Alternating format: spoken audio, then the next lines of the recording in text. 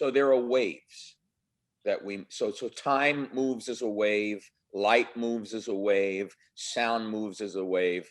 We like being at the top of the wave, Right. but the bottom of the wave is when we're in the dark. You know, Right. Jesus was born at night, not in the day. Genesis 1 begins in the night, not in the day. Mm. All creativity begins in the dark. There is evening and there's morning, and God called the light day, which means movement in the Hebrew, and the darkness he called night, which means deviation.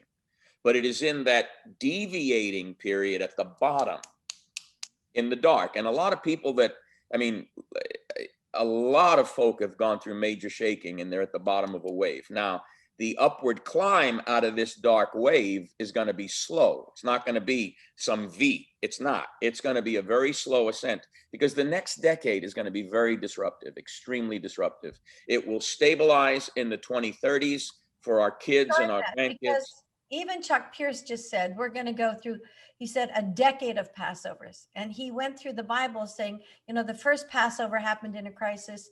Jesus' Passover happened in a crisis. And he began to describe biblically, you know, that we're going into a decade of Passovers. That's the Yeah. language he So used. so so so Passover is the Exodus event. So we're going back. We're going back to learn.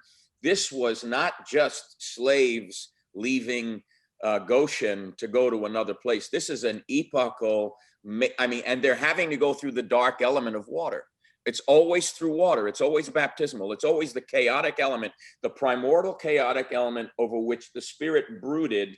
Nothing could be seen until there was light. But that darkness that stirred up the chaos, which always represents evil forces, the mystery of iniquity, we've got to go through that to get to the other side. And those are baptismal, era changing crises that require us not just, well, it's one thing to go through transition. If, let's say, you get a pink slip at your job and now you got to go get a new skill to learn a new job, and that may take 6 to 8 weeks where you get your resume out, you can go through anxiety. But we're talking about the end of an era that is going to take another 10 years for us to navigate. So what we need to come to terms with as the church is, what's Jesus up to?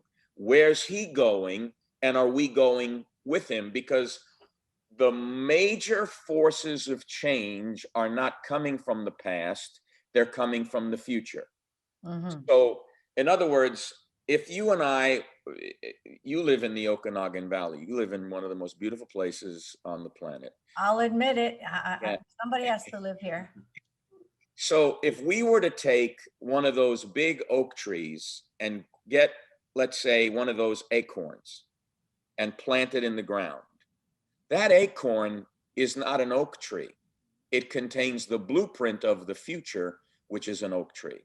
And that acorn has to be crushed by the pressure of the earth so that the blueprint can begin to communicate to the soil the chemicals and building materials to flesh out the future.